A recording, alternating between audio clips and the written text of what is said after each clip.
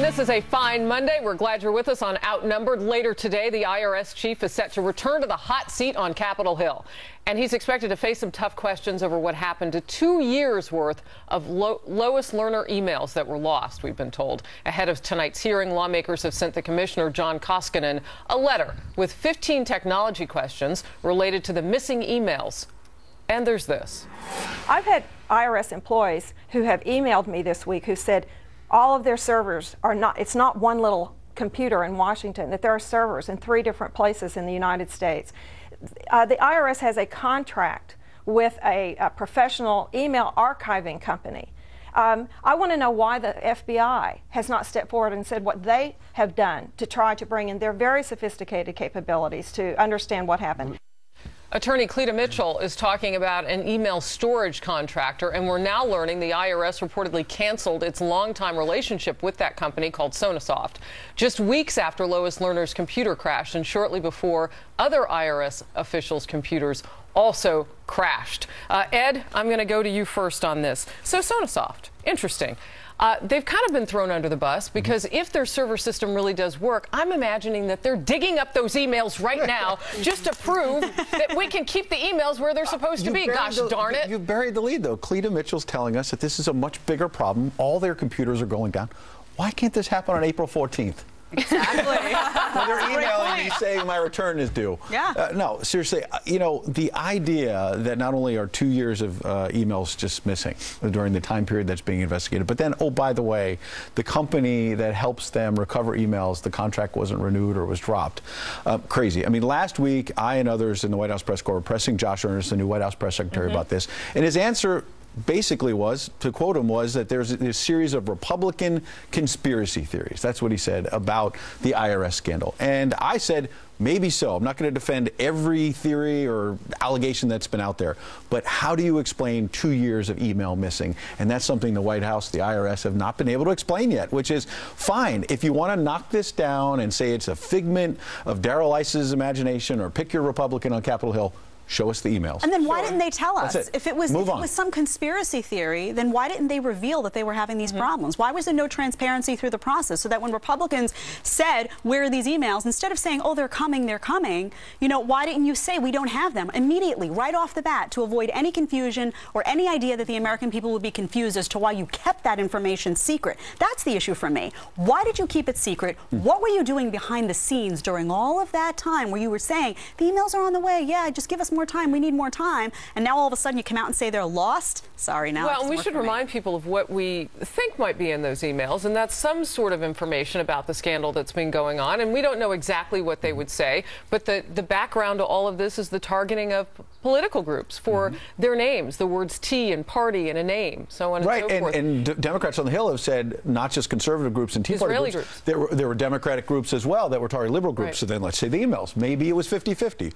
Suspect maybe not. If there's no scandal, let's see the email. You see the different excuses that they've given over and over and over. At one point it was, yes, there was targeting going on, but it was liberal groups as well. Now it's, okay, we can't find the emails. And also we learned on Friday that her hard drive was destroyed. Punctured.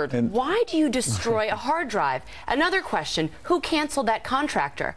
Who gave the green light to cancel that contract with that email storage company? Sonasoft on speed dial. I'm not just saying that because you're here today, Ed, but this is a death of legitimate journalism, and it's letting people in power know that you can do this. If Hillary Clinton becomes president, look what kind of IRS she can run. That's why I asked questions about it, and I think others will. But the bottom line, you know, the White House... You're one of the only ones. Remember Rosemary Woods, the Nixon scandal. Everybody knew who Rosemary Woods was. Nixon's secretary who accidentally deleted a couple minutes of those tapes. Everybody knew who she was. And you know what that picture is? 18 minutes of those tapes. That's one of the most remarkable moments in history, too, because that's not when it actually happened. That was her trying to explain to reporters how she accidentally did it. So they actually staged this thing where her foot was on a pedal, and I mean, remarkable. But bottom line is, the White House says 67,000 emails from Lois Lerner, to and from, I think, have been released to say, look, we've been transparent, the emails have gone out. But the problem is, that's great, and those emails, they say, show no corruption. But I don't understand. Well, where's the 2 years of emails when that's being investigated? Because that's the key section. But the IRS commissioner to stand up there and look so shocked that people actually think that this timeline is curious and fishy. Why doesn't he or somebody just stop and say, you know what, this looks really crazy? It does look odd, and we're going to get to the bottom of it. Yeah, that's what you wish somebody at a hearing would do that. Back on these 15 technology questions, which Darrell Issa, representative Republican out of California, wanted to have in his possession ahead of this hearing tonight. So those answers to those questions we'll hear for the first time with everybody else. It will be interesting. We'll be covering it here on Fox News. And you've heard so many people say it's not a Republican or a Democrat issue. It's an American thing because the IRS has so much power in our lives. We'll stay on it. The IRS is not the only agency feeling the heat right now. Congress is now at a new low in the polls. Yes, the latest Gallup poll showing just 7% of Americans have a great deal or, quote, lot of confidence in Congress. But it's not just lawmakers that they're unhappy with. Confidence is also at a historic low when it comes to pretty much, well, everything. Only 43 or 45% of Americans are confident in organized religion, 30% in the Supreme Court, 26% in public schools, 22% in newspapers, and 18% in TV news. Hey, but one thing Americans do have faith in is the U.S. military at 74%. Okay, so the last topic directly, Sandra, relates to this topic. But people seem to just hate everything nowadays. Is there no trust left in any entity besides the military? Yeah, you know, I thought this was really interesting, especially as it applied to banks, because that was at nearly an all-time low, the confidence level there. And it's interesting to me because you wonder if people really understand why they're hating the banks. If they understand that it's because of all the red tape and regulation imposed on these banks from Washington that's restricted them and caused them to jack up the fees, your debit card fees, your credit card fees, and all of these things that have occurred as a result of over-regulation from Washington that's caused us to have this hatred towards the banks. I mean, there's other areas, big business. I mean, big business, 21%. So I think that there's just a huge confidence problem in general, but people aren't always understanding why they're hating these entities, and that really it's a big bureaucracy and red tape and regulation from Washington that's hurting a lot of these companies and Why do you think they are hating these entities, Harris? Why? Well, so low in approval? I think trust is a big issue. I mean, if you look at relationships, just personal relationships you've had in your life, you do start to kind of hate the people who aren't open and honest with you. I mean, it's insidious. You can't help it. Your heart just feels that way. How about finding some things that the American people might like?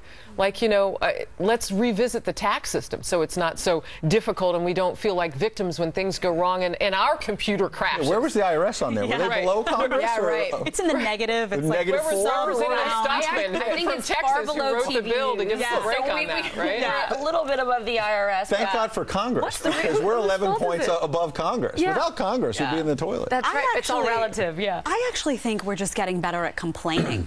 I really do. I think we're becoming a society that complains. No, my grandmother turned 100 this past Saturday, and I said, I put out a tweet that said, you know, I'm slightly suspicious that I have more ailments than she does. And somebody tweeted me back and said, no, I think your generation is just better at complaining. I have to agree. Are we just I think we complain We more are. about I a was lot just of in stuff. Normandy with the president for the 70th anniversary. I don't think those guys were complaining when they were storming the beaches, risking their lives. I mean, there is something to what you're saying. That's why the military is at 74%. Yes. Yeah. Yet they get treated the worst with the VA. Yeah, like they're at 10%. It's shameful. All right. The White House furiously trying to stem the growing chaos in Iraq, but it's not the first time the Obama administration seems to have been blindsided by world events. The startling number of times that they said, oh, we didn't know. That's coming up.